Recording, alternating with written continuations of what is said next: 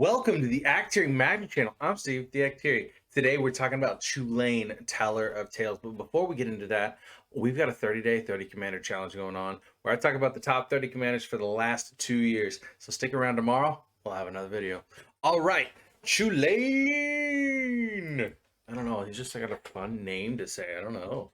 And he's not flying. This is a human that's not flying because we had a lot of those in this video. He's a black. Oh, sorry. He's a white. He's a green. He's a blue. And he has two generic 2/4 human druid with vigilance. Whenever you cast a creature spell, draw a card. You may put a land card from your hand onto the battlefield. A 3 generic tap, return target creature you control to its owner's hand. Okay, so this guy has value written all over him. One of the most important cards or things you can do in Commander is draw cards. Just because you need to outvalue your opponents. Now, let's talk about how we're going to get that value. Let's get that extra value. And these are the cards I thought we should do it with. So Yasharn, Implacable Earth. He's a 4-drop white, green, 2 generic 4/4 elemental bull.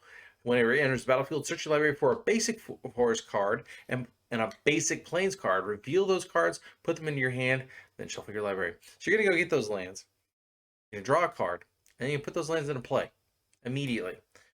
Players can't pay life or sacrifice non-land permanents to cast spells or activate abilities. So being able to draw cards, put those lands into play with Chulane, oh, so choice.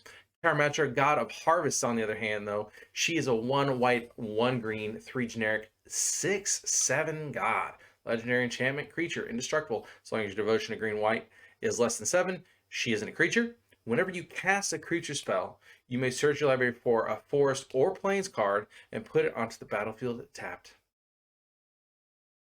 I'm going to go get all of my shocklands, basically. That's what that card says. Go get the shocklands out of your library, put them into play tapped.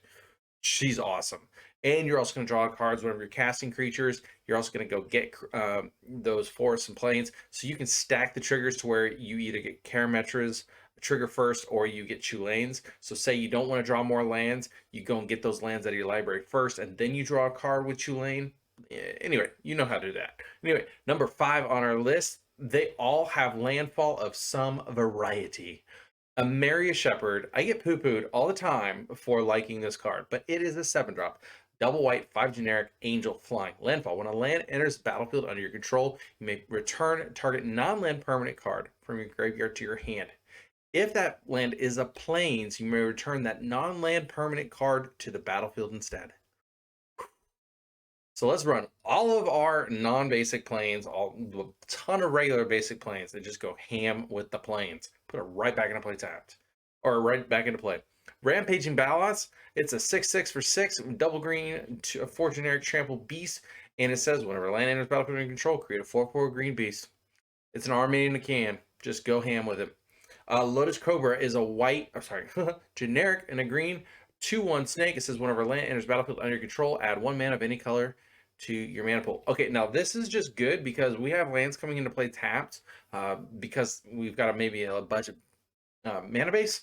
This guy's going to give us mana that turn from that land. Or if that land comes into play untapped, now we're just going to get 2 mana for the price of 1. It's very, very good. Very, very powerful effect because you can go and ramp into, say, a Cultivate and then go and take that extra mana you got from Cultivate and be able to play a land, use the floating mana to play a Rampant Growth, something like that. There's all kinds of crazy lines you can take with it.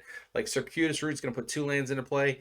Then you're going to be able to play Rampant Growth off of the 2 landfall triggers from Lotus. It gets confusing. Got to keep up, okay? All right.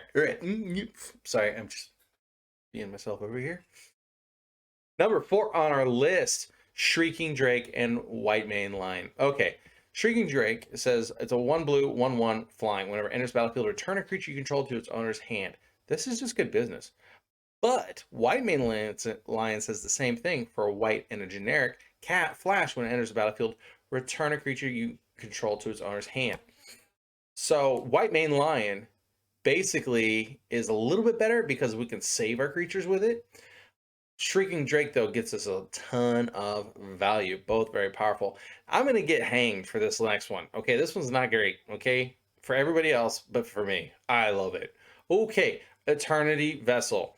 6 drop artifact. When it enters the battlefield, put with X charge counters on it, where X is your life total.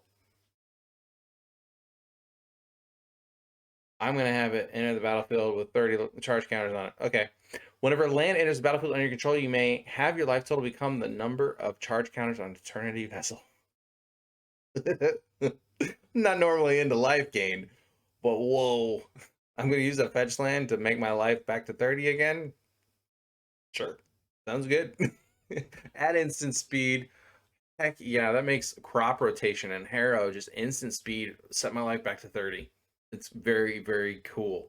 All right, number 2 on our list. This is probably the only common that I've ever gotten to number 2 on my list. That is the Karoo lands. These are the lands that came out of the original Ravnica block.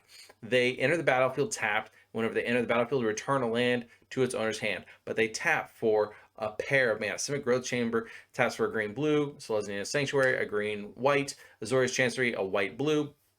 Very good cards. So you get to return something, and if you want to, you can just bounce itself to just get your landfall. Another one that's just really good for landfall triggers is Ghost Town. And I don't think people really know of this card. It's tap, add a colorless mana to your mana pool, and for 0, return Ghost Town to its owner's hand, use ability only during another player's turn. Which isn't terribly bad of a downside to only be able to do it during an opponent's turn. But basically, at the end of your last opponent's turn, you just return it to your hand. You get a new landfall trigger if you don't happen to have any lands in your hand. So that way you can consistently get those lands into play. Especially if you have any flash creatures, then that means Chulane can put Ghost Town back into play at instant speed. Very cool. All right, number 1 on our list. Drum roll, please. Panharmonicon, 4-drop artifact. If an artifact or creature entering the battlefield causes a triggered ability of a permanent you control to trigger, that ability triggers an additional time. I'm going to draw 2 cards to Chulane, be put 2 lands into play. Sounds great. Acidic Slime? Oh, yes, yes. When it enters the battlefield, it'll destroy 2 artifacts, 2 lands, 2 enchantments. Yes. Panharmonicon is stupid. Why did they print this card? It's very good. I love it. Okay. Next up, numero combo on our list, Chulane, Teller of Tales, and Intruder Alarm. If you sneeze funny or you look at it funny, Intruder Alarm basically goes infinite. Okay, so Intruder Alarm says creatures don't untap during their controller's untap steps. Okay, whenever a creature comes into play, untap all creatures. Not just yours, all creatures. But we don't care, because we're going to win now. All right, so with Intruder Alarm and Chulane or Teller of Tales, we're basically going to get to, well, you'll see. Shrieking Drake is going to, for 1 blue, when it enters the battlefield, return a creature you control to its owner's hand. We're going to target Shrieking Drake. The Shrieking Drake is going to come into play. We're going to target Shrieking Drake, enter the battlefield. We're going to draw a card. We're going to be able to play a land from our hand. But that means we get to now untap all creatures. Birds of Paradise is going to add a blue mana so we can cast a Shrieking Drake. And then whenever Shrieking Drake comes back into play, Intruder Alarm gets to untap Birds of Paradise. And we go infinite. Ooh, hallelujah. And then he says you can stop this at any time whenever you have, I don't know, 5 cards left in your library.